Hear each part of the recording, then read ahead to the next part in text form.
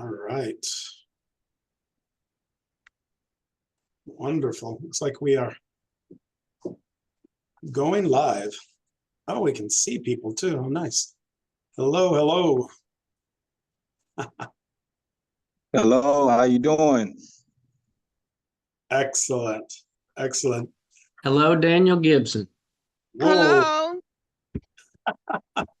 My Hello, John goodness. Miller. Hello, several ways.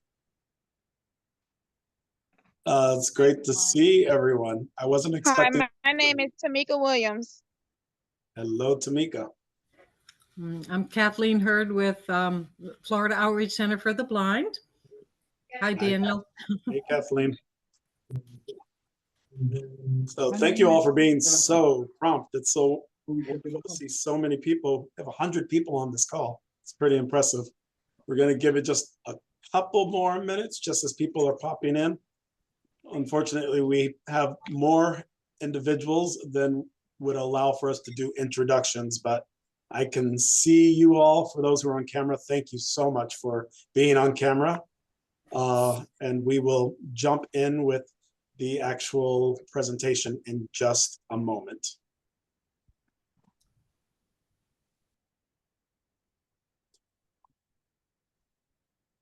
So I'm seeing a question in the chat box.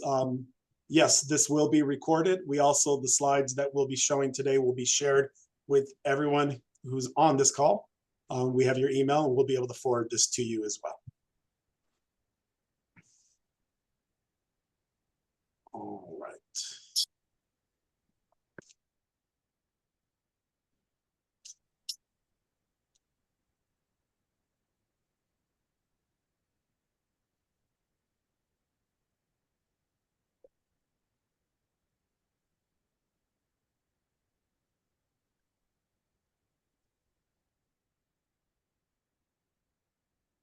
Okay, so why don't we go ahead and get started. Welcome, everyone. My name is Daniel Gibson. I am the Regional Vice President here at the Community Foundation.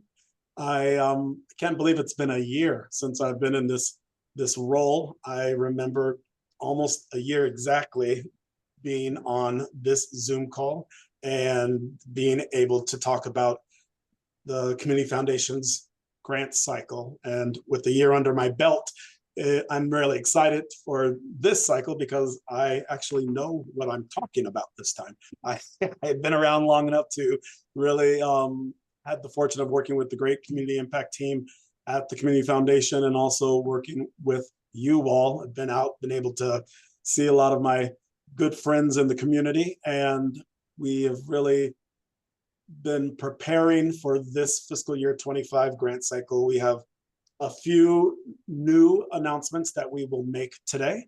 And we also have some things that maybe will feel a little familiar, but we just want to sort of reiterate some of the important things to understand when you are applying for a grant with the Community Foundation. But before I go any further, I would like to have members of the Community Impact Team introduce themselves. And we can start with Daryl. If you'd like to introduce yourself, please. Absolutely. Thank you, Daniel.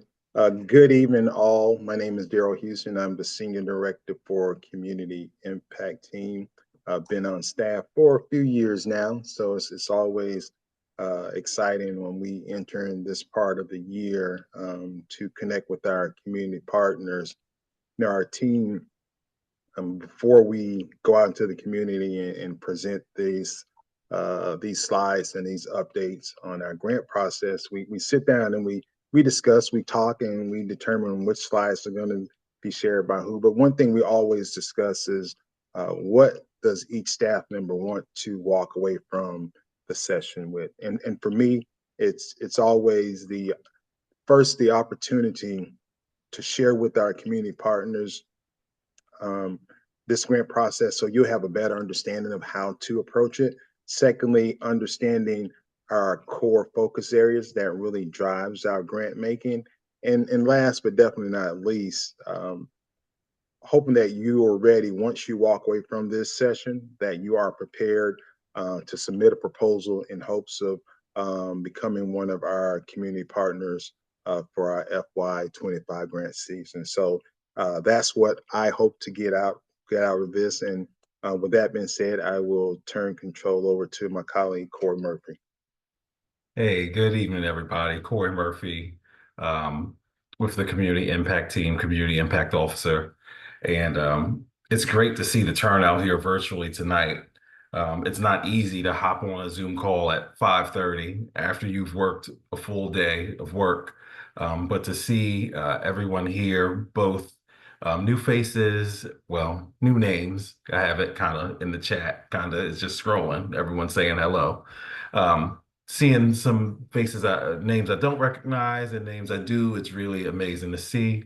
I'll just echo what Daryl said. It's great to be here tonight, and hopefully we can demystify some of the process here and answer any questions along the way.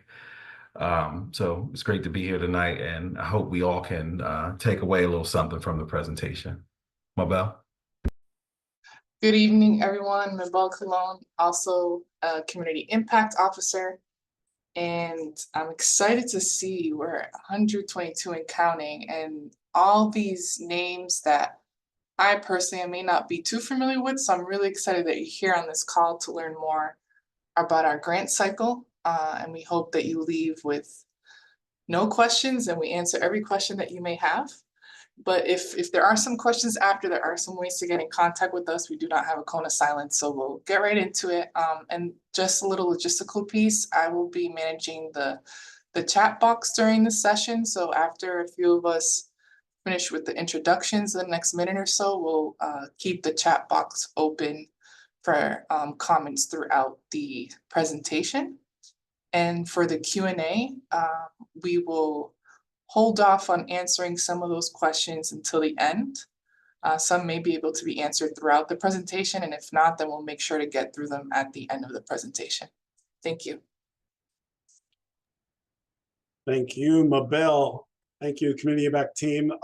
This has been a wonderful year getting to know the Impact Team here at the Community Foundation. And as you all know who interact with them on a daily basis, they are wonderful. We are here to serve you.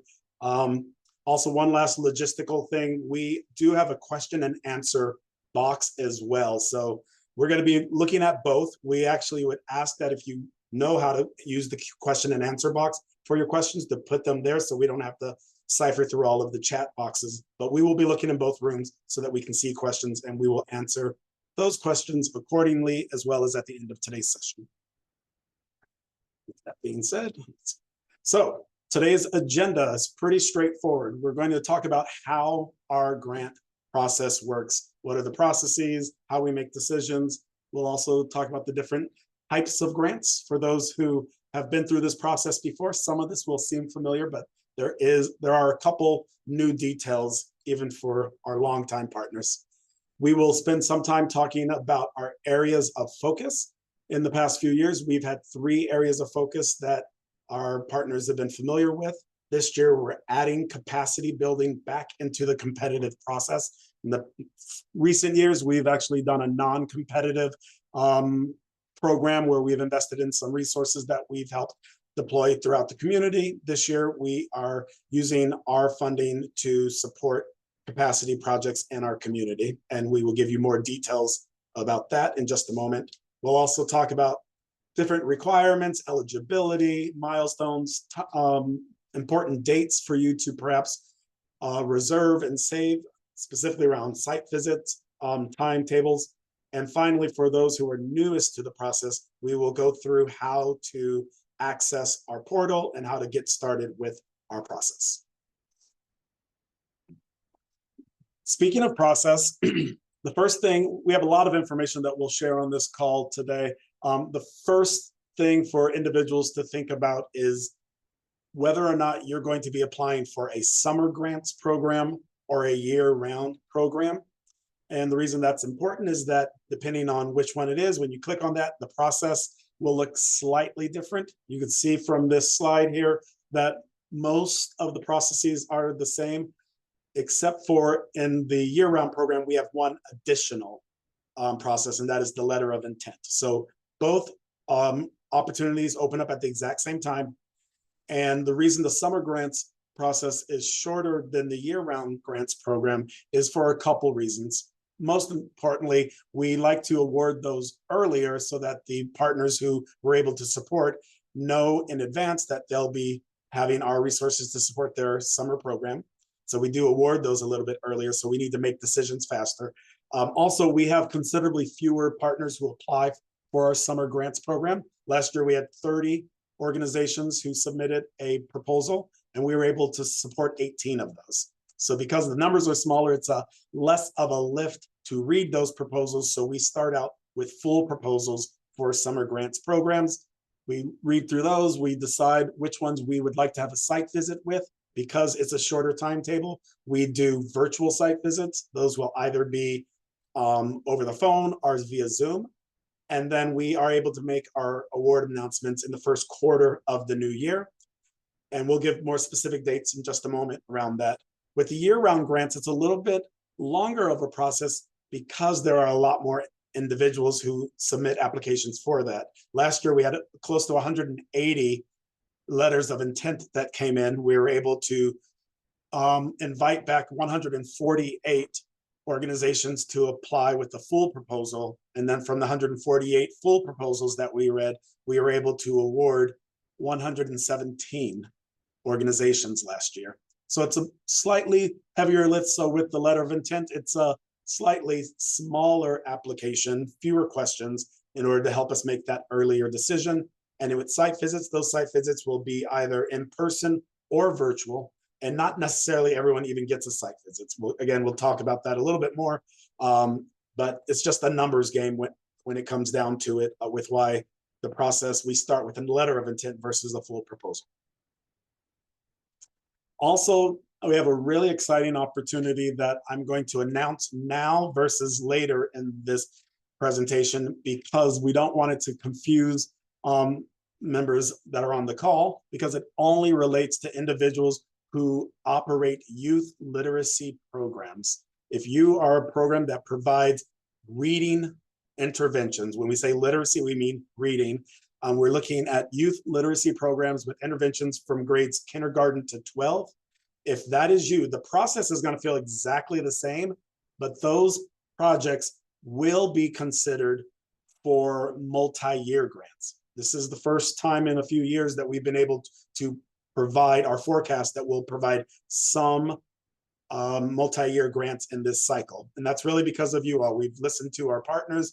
We started to do general operations grants a few years back because of feedback from you. And we've also heard that partners would love for us to consider multi-year grants. So this year we are able to demonstrate that in this category. And if this does apply to you, we have a special one final virtual session this coming Monday, the 18th at 10 a.m.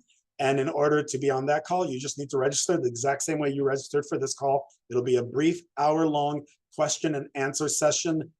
So it won't be repetitive of what we're talking about here. It'll specifically be an opportunity for you to talk to us and ask questions related to the multi-year grant opportunity. I will also say that everything we're talking about today is included in a packet that is already available to all community members on our webpage. You can go to our webpage where you get information about our grants, and you can print up the PDF, which will provide all of the details related to our grant making, including related to the multi-year grant opportunity. So we're mentioning that now because we won't talk about it later today, just so we don't confuse the matter. But we've definitely wanted to provide the celebration about that, and also invite anyone who that might relate to join us on Monday to talk more specifically about our youth literacy initiative. And last, before I toss it over to another member of our team, is just talking very quickly about how we make decisions here with our grants. Our community impact team is very dedicated to this process. We like to get out there, like to talk to our partners, and we love getting your letters of intent and your full proposals. And we work extremely closely with both our board of directors and our community impact committee. Our board of directors is currently chaired by Mr. Jeff Stoops, and the chair of our community impact committee is Miss Julie Fisher Cummings, who is a former chair of our board. Both of these bodies work extremely closely with our staff and are part of the review process, site visit process, and final decision-making process when we announce our grant partners this coming year. And with that being said, Daryl, I'm going to pass it off to you. Thank you, Daniel. And so before I get into this slide, this is probably one of the most exciting times of the year for our team. It's probably one of the few times you'll see us all together right now on one screen. Normally it's out in the community, but on this one screen. And it's not that we don't like each other, like being around each other, but during the year, we know we're all moving fast paced in different directions, in and out of the office. So this is really that opportunity. We come together as a team to share some pertinent information with our nonprofit community and future community partners. So we're looking forward to this opportunity to connect with you through this virtual session. And once again, hoping that you walk away with all the information, the tools that you need to put your best foot forward in this competitive process. So what types of grants do we make? So first we have programmatic grants. These are any grants that support a specific project or program that your organization is either conducting or you're looking to implement. So it must be a programmatic request. Then we have general operating, similar to as Daniel mentioned about that multi-year. We hear that this is what you want to see, and the general operating piece is what we heard a few years ago, that you guys wanted resources that you can be more flexible with, resources that you can be a little more nimble with and not have to stick to a specific approved budget. So we do have these general operating grant opportunities, and this is really to strengthen your organization's overall activities. And so general operating, we heard you, and it's here for you. Last, we have the summer program. Summer programs are very similar to the programmatic request, with the exception that some programs take place between the summer months of May and August. So it's that 4-month time frame that the program or activities must be implemented. The program can be a 2-week program, it can be a 1-month program, it can go through the entire summer, but it must take place, once again, within the summer months time frame. And last but definitely not least, organizations can only apply for one type of grant. So you can either apply for a programmatic year-round grant, general operating year-round grant, or a summer grant request. And so the question is always, how much can we apply up to? What's the max amount? Our community foundation grants are awarded based on a 1-year grant timeline, and organizations can apply for up to $75,000 for a grant award. Now, with that being said, we always encourage folks to apply for what they need, not necessarily the max amount, but just really look at your program, look at your organization, and see how your budget looks and how you can use the resources for your specific program, and make the request based on your actual need, and not just because there's a max amount of $75,000 grant award. Next slide. And before I go into this slide, I just want to make a quick note. I talked just briefly with the general operating grants. General operating grants, these are for organizations whose budgets are $2 million or less. I just want to make that clear. Anyone who's applying for a general operating grant, it must be $2 million or less. And Mabel will talk a little later about some other requirements for general operating requests. And so this last slide I have here really talks about our core focus areas. 2 to 3 years ago, our board made a strategic shift slightly in our focus areas and what are the pressing community needs that we want to address as an organization. As you can see, we have 4 here. We just added on the capacity building. And then we also have economic opportunity, education and youth, and thriving communities. And I'll turn control over to my colleague, Corey Murphy, as he will share some additional details about each one of those focus areas. Corey. Thanks, Daryl. The capacity building opportunity this year is a little bit different than how we had done it in the past. In the past, we asked organizations to apply for specific programs that would inform us on how they could improve their internal capacity. And this year, we're looking at it a little bit differently. If you look at the definition here, we are looking for organizations who fit under this category to support, develop, and promote a network of services that strengthen the quality and impact of the local nonprofit sector.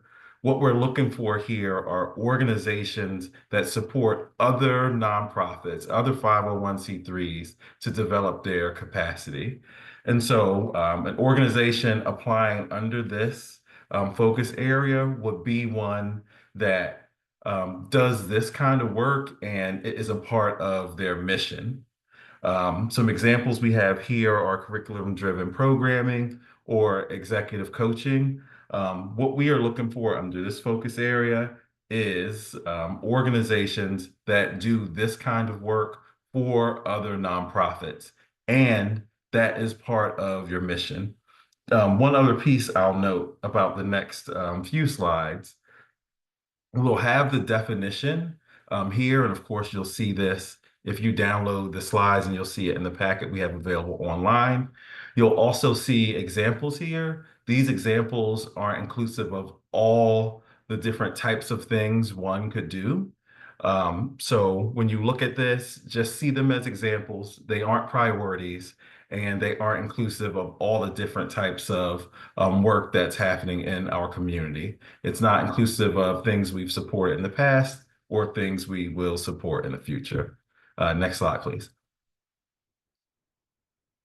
Our economic opportunity grants improve human capital by creating opportunity for strategic and effective workforce preparation, leading to economic sufficiency. And the key phrase here is economic sufficiency. We're looking for organizations that fit under economic opportunity to do any of the following: provide opportunities for our community to gain higher paying or jobs that are in high demand. We know it costs a lot to live in Palm Beach County and Martin counties, and we want organizations that support our community to get the community tapped into jobs that will make it easier for them to live here. We're looking for organizations that support those members of our community who are underemployed or unemployed, or need the technical training to get into some of those jobs that would support their lives. Our education and youth focus area provides youth with the opportunity to reach their fullest potential. Again, I mentioned the cost to live here. It also costs to put your child in daycare.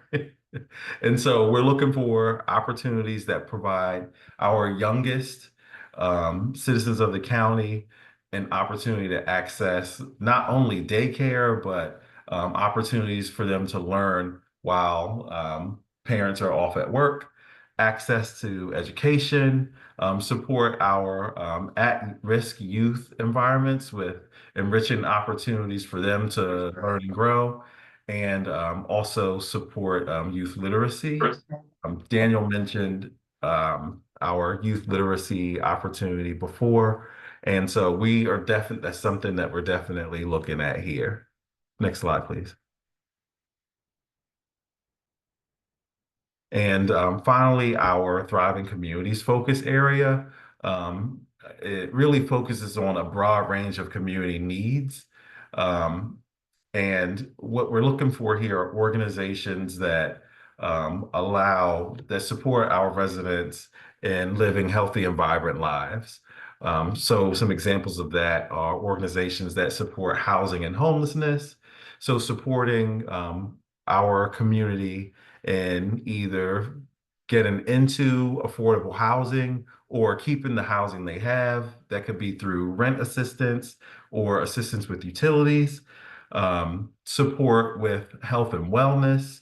That can be anything from mental health to physical health, food insecurity. So ensuring the most vulnerable populations have access not only to any food, but healthy food, arts and culture, and of course, supporting our environment. Again, like I said before, these examples aren't inclusive of all the things we fund, but these are many of the categories we funded in the past. Mabel will talk a little bit about our eligibility criteria. And so I'll pass it over to you, Mabel. Thank you, Corey. I'm excited. We have some animation today on our slides. Bear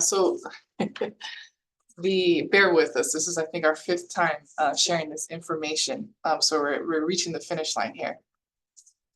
So for the next few slides, I will be discussing the eligibility requirements related to the grants, what type of requests we do not consider. And I will go over a little bit more in depth of the dates related to each grant process. Daniel had alluded a little bit at the beginning of this presentation of what's expected for each type of request. So I'll go over the important dates for you and then some tips to help you submit a strong proposal. So first off, for eligibility requirements, your organization must be a tax-exempt organization under the IRS. However, if that may not apply to you, you can use a fiscal sponsor. And that would be something that we ask that you connect with us prior to completing the LOI to ensure that you have what you need to submit what you need at using a fiscal sponsor. Next one. Next. Another eligibility requirement is that your request is to benefit residents located, to benefit residents in Palm Beach or Martin counties. So if your organization is located in either of these 2 counties, you are eligible to apply.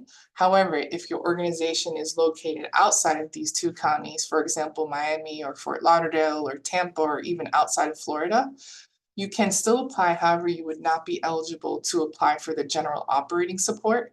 That grant opportunity is specific for organizations who have a headquarter in Palm Beach or Martin counties. And again, to reiterate, that general operating support opportunity is for organizations that have an operating budget under $2 million. And organizations who are in good standing with the Community Foundation, what that means is if you are an organization who has received funding from us in the past, good standing would mean that you were compliant with your reporting, you maintain good communication with us throughout the grant year, and you address any challenges with transparency. Next slide. Now, this slide is very important, and I'll hone in on a couple of points here. This slide reflects the type of grant request that we do not consider, and we have it categorized by programs, organization, and individuals, and fundraising. So I'll go by each one by one. So under programs, we do not fund requests intended for granting. If your organization has received funding from us for a program for 3 consecutive years, then we ask that you look into applying for a different program that your organization operates. So again, if you have received funding 3 years in a row for the same program from the Community Foundation, then we ask that you look into applying for a different program that your organization facilitates. Under organization and individuals, we do not pay off past loan and debts. We do not fund requests for schools unless a school has a nonprofit status. And if that is the case, we also invite you to connect with us before submitting the LOI to talk a little bit through your idea if you are a nonprofit school. We do not fund requests for specific individuals or organizations that have discriminatory practices. And again, just to reiterate it one more time, we do not support organizations through general operating support if your headquarter is outside of Palm Beach or Martin counties. And then lastly, under the fundraising category, we do not support annual appeals, capital campaigns or projects.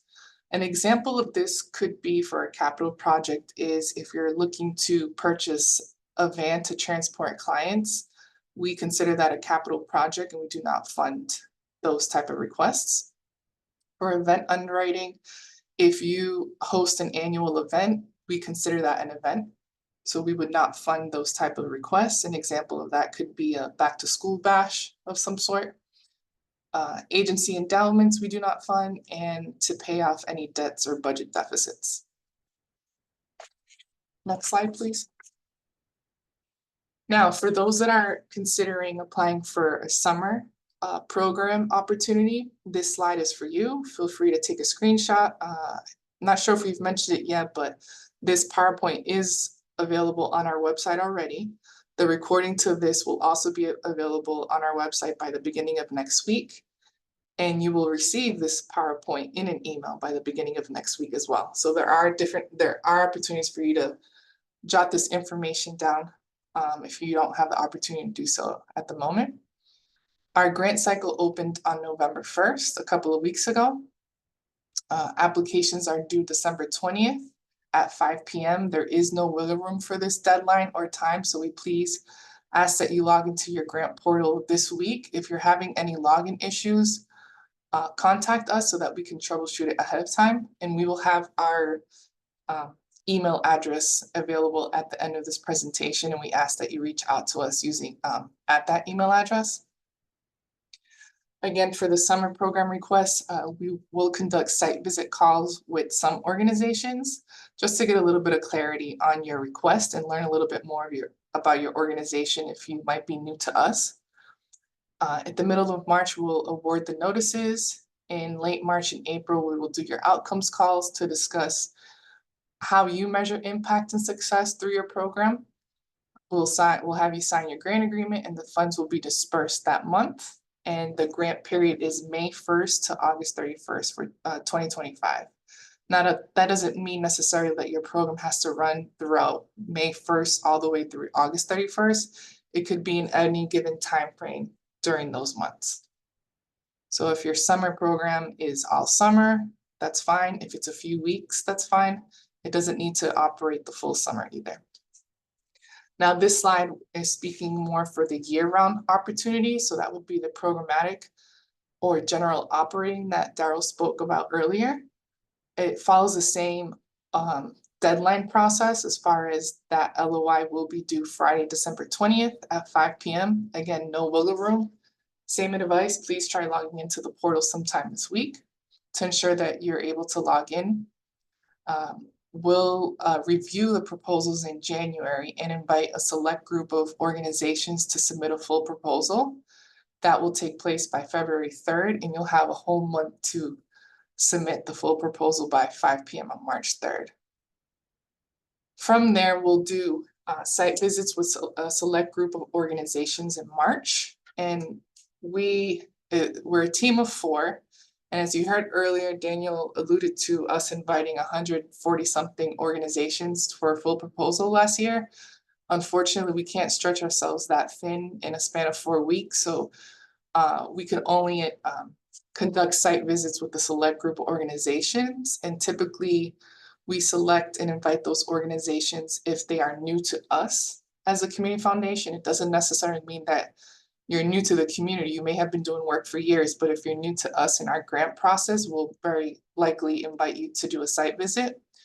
If you're an organization who is an existing partner, but you might be applying for a pilot program or a program that is new to us, we'll most likely invite you for a site visit. And then if you are a partner who has received funds from us in the past, but not in recent years, that's also a possibility that we will reach out to conduct a site visit, whether in person or virtual. And the award notices, think about Memorial Day weekend, would take place around that time frame. Again, in May and June, we'll do the logistical part with the measurement calls, the grant agreements, and the funds will be dispersed. And that year-round grant period runs from July 1st, 2025 to June 30th, 2026.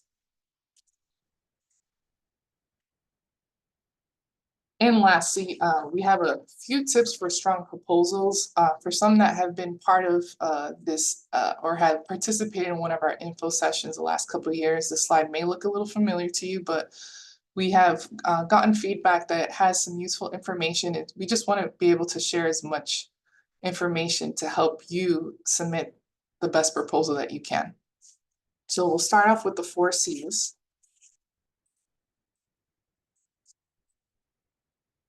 The 4 C's are clear, concise, comprehensive, and compelling. So you want to make sure your proposal is clear and articulates the goals and objectives in a way that ensures the reviewers understand the project's purpose.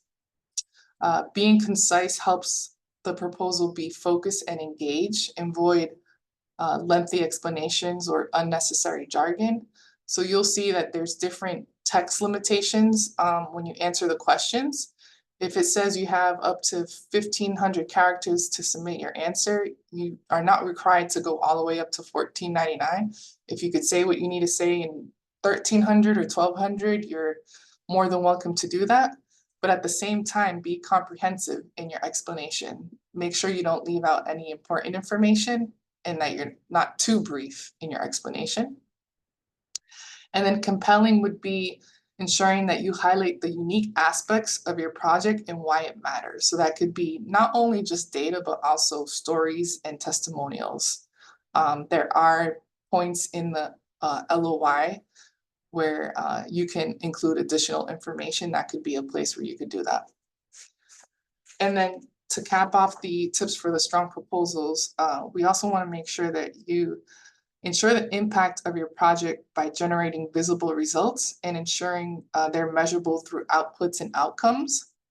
Have a complete and well thought out budget, showcasing your financial strategy and demonstrating that you thoughtfully considered all expenses related to your project.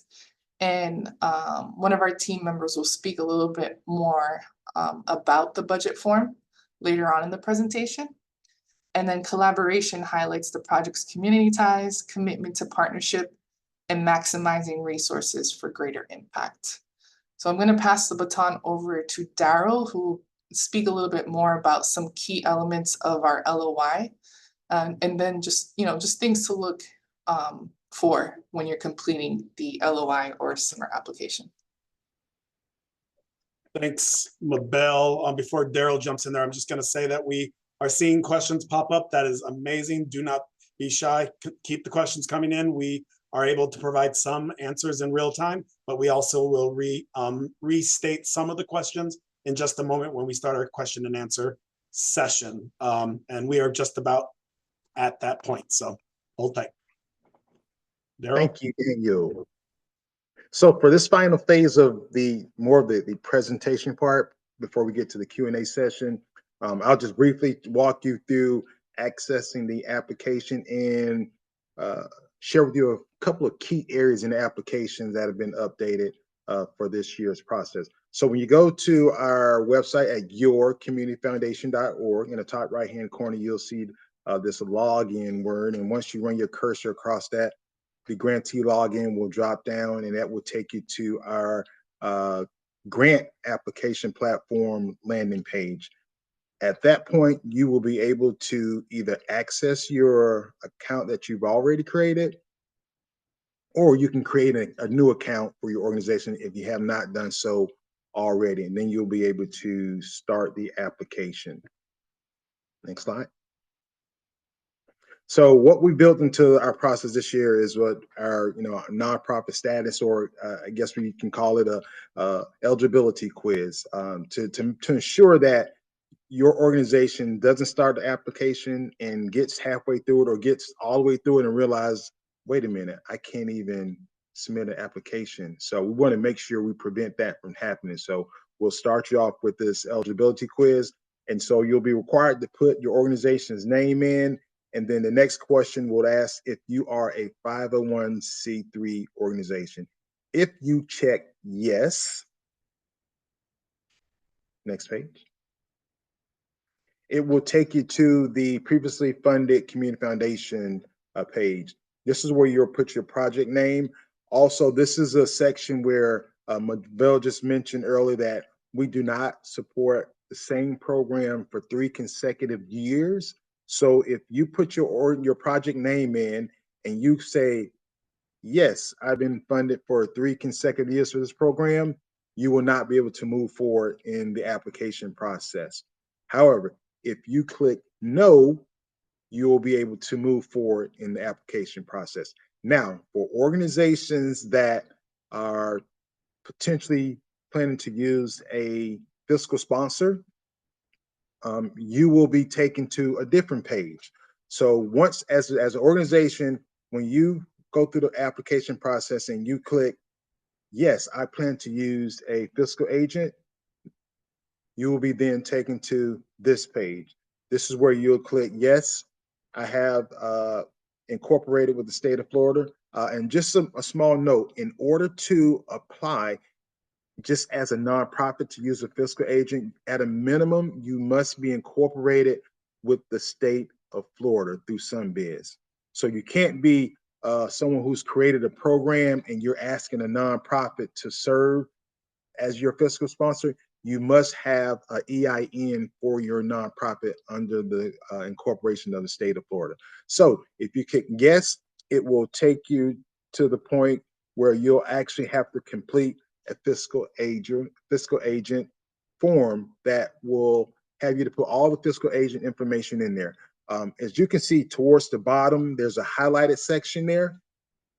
And that section is for you as an organization to upload your MOU. We feel like this is an important part of the fiscal agent process to ensure that you've already communicated with the nonprofit 501c3 organization who has the capacity to serve as your fiscal sponsor if you are planning to go that route. Now, if you click that you don't have a fiscal agent, you will not be able to proceed in the application. All right. Thank you.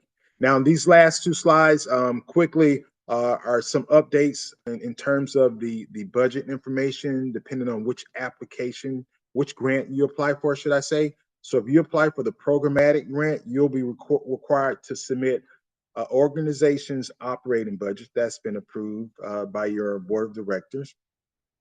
Then you will need to put in the total cost of the program. Lastly, you'll be required to put in your grant amount. So you need the operating budget for your organization, the total cost of the program, and then how much you're asking from the community foundation. And once you fill out these boxes here, do not put any commas in it. I know that sounds weird, but this is just our system. So just put the numbers in as is, and we'll take it from there. So that's for anyone who's submitting a programmatic request. And the last slide here for general operating requests. You will not have to submit a program budget, but you will have to submit your organization's operating budget, followed by the grant amount that you're requesting for funding from the community foundation. So once again, you have to put your operating budget for the organizations and then the grant amount that you're going to be requesting from the community foundation. And with that being said, we will enter into the Q&A. And I'm going to jump in first and just answer one question that's related to this last slide here. Someone had asked, they said they had been online already and they were looking for the budget form. There is no budget form currently for the letter of intent stage. For the letter of intent stage, you just have to answer those, whether it's the program budget or the general operating budget. We just ask that you include the dollar amounts, how much it costs to run your organization, how much it costs to run that program, and how much you're asking from us now. That's all we need at the letter of intent stage. If you're invited back for a full proposal, there is a full, it's actually a pretty straightforward, limited budget that we ask to see how the funds are being used. If you're applying for summer grants, you will see that that form is ready for you to upload and fill out. And again, it's pretty straightforward. If you have any specific questions about that form, we believe that it's self-explanatory, but you're always welcome to reach out to us. And with that being said, we are entering our question and answer phase. I see that people are able to actually, last year we weren't able to see individuals, so we can try people actually talking live as well, but we have some questions that we can start with. And what I'll do is I'll read them off. We did provide some answers. If I think that they're helpful for the general good, I'll mention that. And then team, I can sort of read a question and toss it out so we can each share answering some of these. How's that? Actually, Corey, no, I'll start with the ones I answered, and then Corey, if you want to read the new questions, that maybe we can do it that way. Sure. So looking at the questions that we've already provided some answers to, people have asked about PB Will asked, please specify, outline what you're looking for with youth development grants. And I gave a pretty specific answer to you. Just go ahead and focus on the schools that you're applying to serve. If you're at 12 different schools, but you're only asking for our support for one school, you just need to talk about that one school. You also asked, please define capacity building. Hopefully we answered that in the presentation. You asked if it meant staff salaries. For us, capacity building, really, we're looking for those organizations whose mission it is to support the nonprofit sector. So it isn't just about a line item here. And also, question we get often is what portion of funds are given per focus areas? For example, economic opportunity or education to youth, how much money will be awarded in those categories? And the answer is that we do not divide up our resources per focus area. We read all opportunities and judge them accordingly.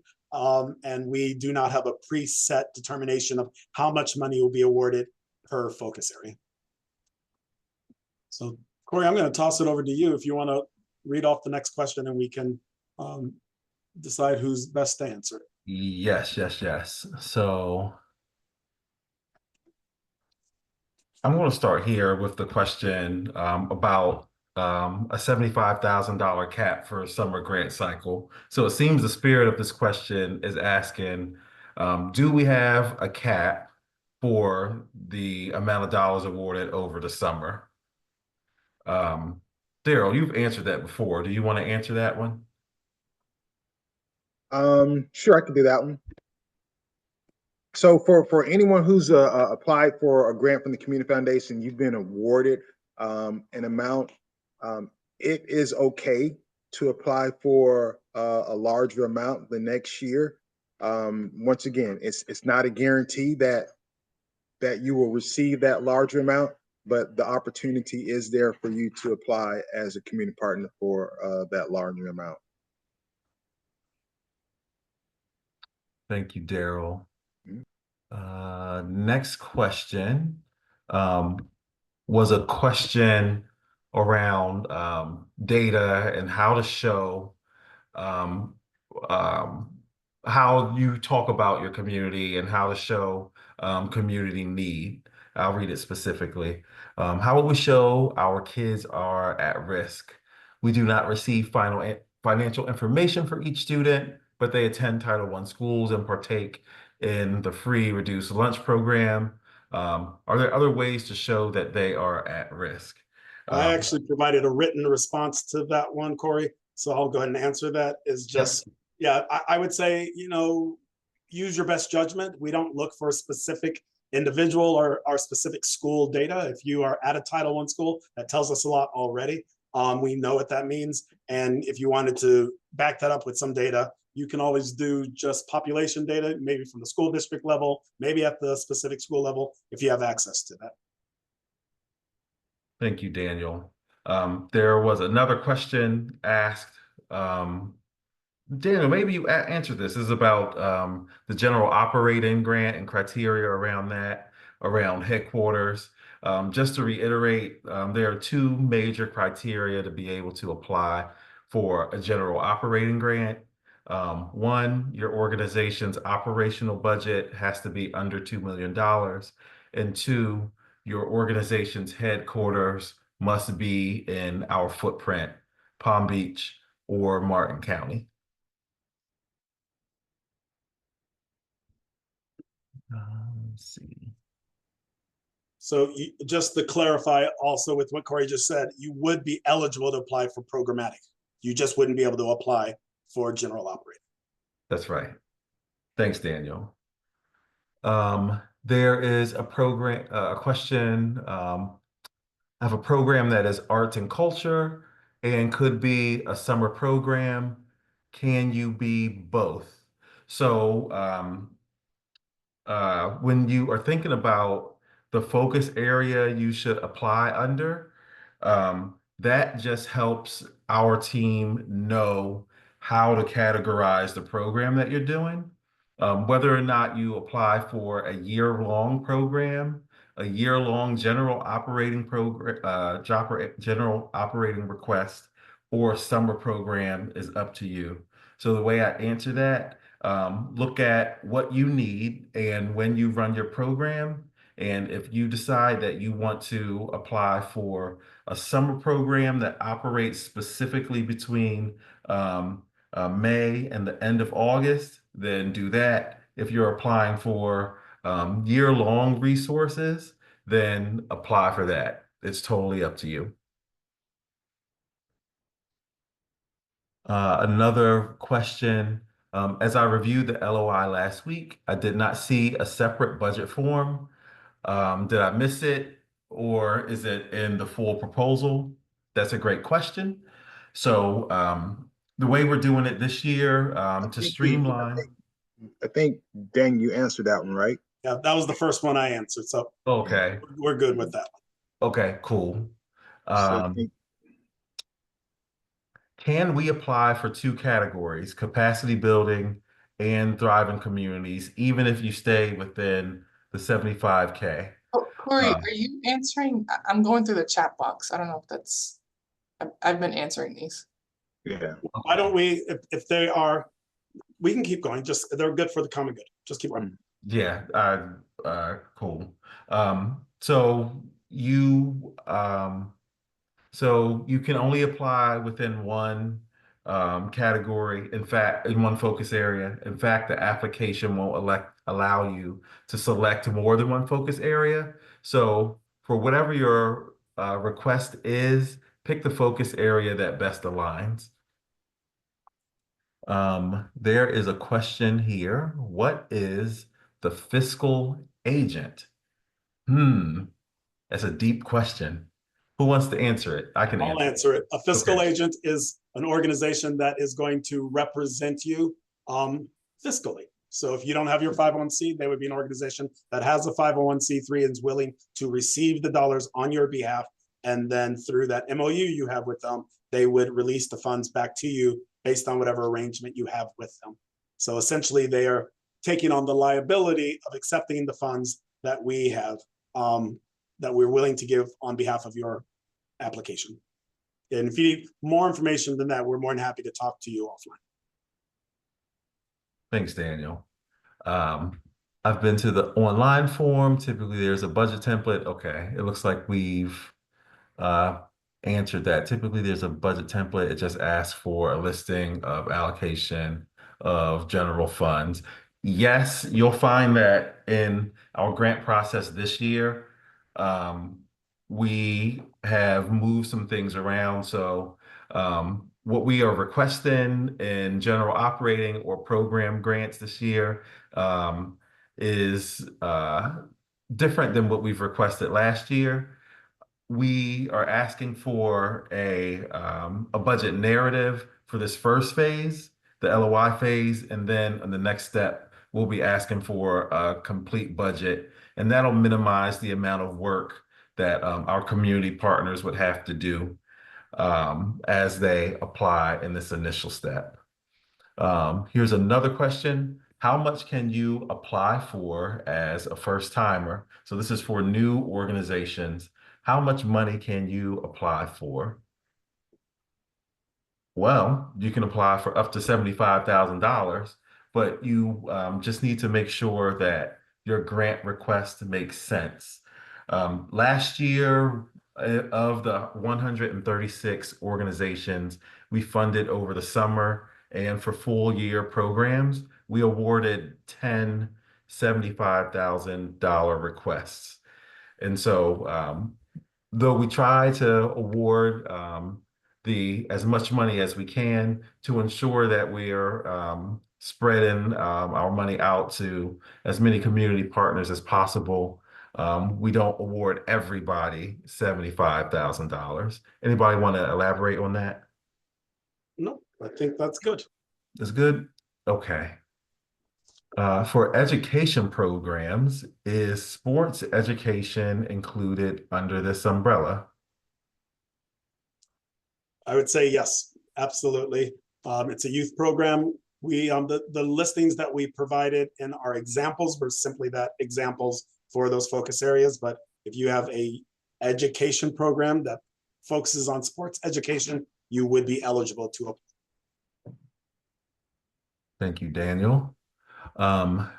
Did I hear correctly that if a program that doesn't have their own 501c3 cannot utilize a fiscal agent to apply for the grant?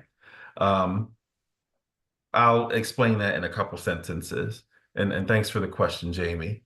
In order to receive dollars from the Community Foundation, you either have to have your own 501c3 that's designated through the federal government, or you have to have be registered as a nonprofit in the state of Florida, and they will give you your articles of incorporation through the state.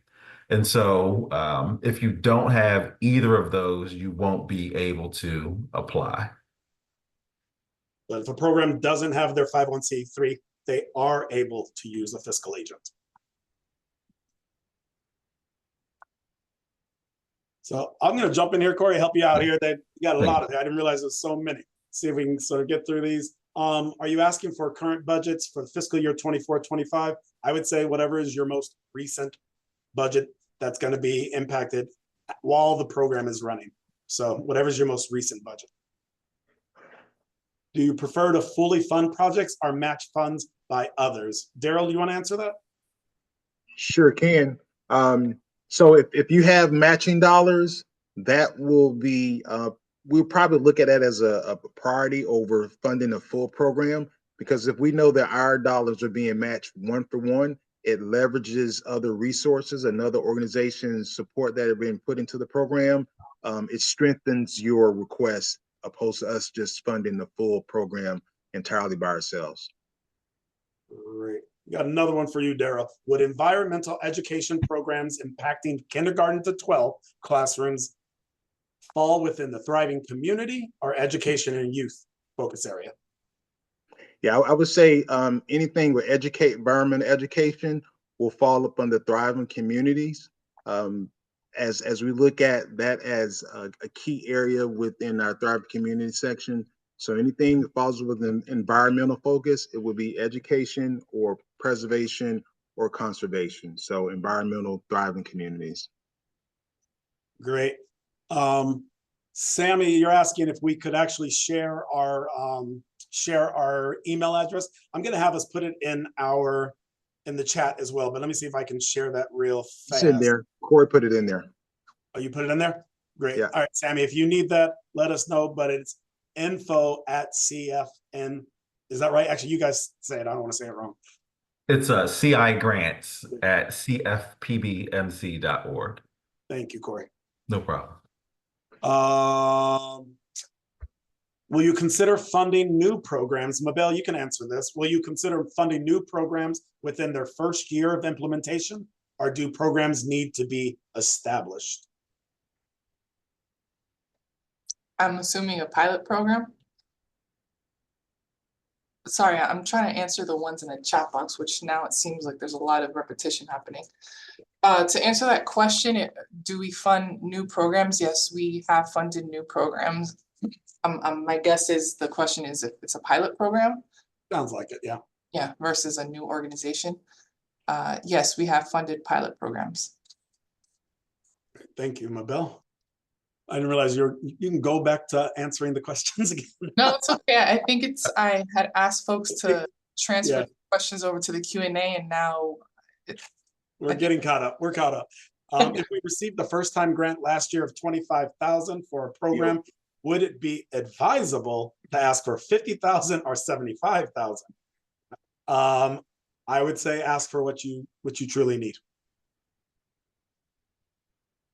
There is no limit or expectation of what you can ask for. If you were able to do what you did with 25 from us, you might want to just reference how or why a larger grant would assist you this year. Let's see, what financial data needs to be provided? Corey, do you want to answer that? Yeah, why not? Let's see. So depending on the type of grant you're requesting, we ask for different pieces of information.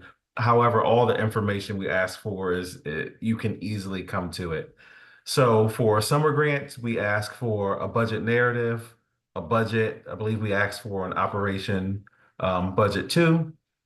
For the LOI, we ask for a budget narrative and your operating budget, and that's the same for general operating as well. I think that's good. Yeah, that's what we're asking for.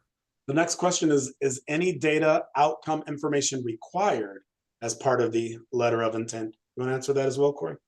Sure. In order to explain what you do and who you serve, that might necessitate including information about the population. So I would include that there. If you have run a program in the past, and this is the program for which you're applying for dollars, I would mention any outcomes that you've seen as a result of your work. Thanks, Corey. Ronnie, you asked, is there a matching requirement? Absolutely not. If there is leverage dollars, if you are being supported for the same program that you're asking us for, we would love to know that, but it's not a requirement. We do ask to see how much the larger program costs to run and how much money you need from us. So the assumption is you have other funds to support that. And I'll answer the next one as well. Chris Mazzelli, if you request 75,000, would you reduce the amount requested based upon your assessment? And if you're asking if we would reduce it, the answer is yes. We are most often in the situation where we see a full proposal and we see the amount of funding that we have to award out, and we aren't able to award the full amount that is being requested. So we really do ask that organizations seek the amount that is critical to operate your program, and then we will go back to the drawing room and see what we're able to support. Corey referenced last year we had above 50 organizations who requested full funding of 75,000. We were only able to support 10 of those organizations. And the last written question I can see is, would a program that supports systems work along the juvenile justice system, heavily focused on prevention and intervention involving multiple stakeholders throughout the community, including case management, behavioral, mental health, and our wraparound services, be eligible? And the answer is absolutely. Yes. You know, we'd love to read it. Oh, here we got another one. Daryl, if you fund a current partner, do you refer back to previous grant reports to consider the impact of the new grant? That is where we look at being in good standards with the Community Foundation. So we will look at reports that you submit as an organization. We're not going to hold you accountable in terms of, oh, we said we're going to serve 100 kids and we only serve 75. No, we won't, ding you on that. But anytime and this is kind of off that path there, anytime an organization or community partner works with us, we always encourage them to connect with us ahead of time. If you see any concerns or issues that you may be running into, that will prevent us from reading the report and we just are at awe about, oh my goodness, this is not what they said they were going to do. So always connect with us during the process so we can stay in alignment with each other. Thank you, Daryl. I am going to pull up and I'm going to share, actually, another person's asking if we can share the Q&A. So I am going to do that right now. Oh.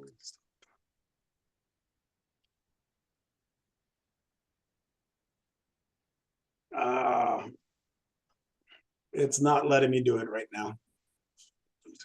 There we go. There we go. And there you go. Can you see that, guys? The question and answer? Yep. Yes, great. So CI grants at cfpbmc.org. That is how you can get a hold of our team. It's a shared email. And so we all look at that every day and provide a response within 24 hours.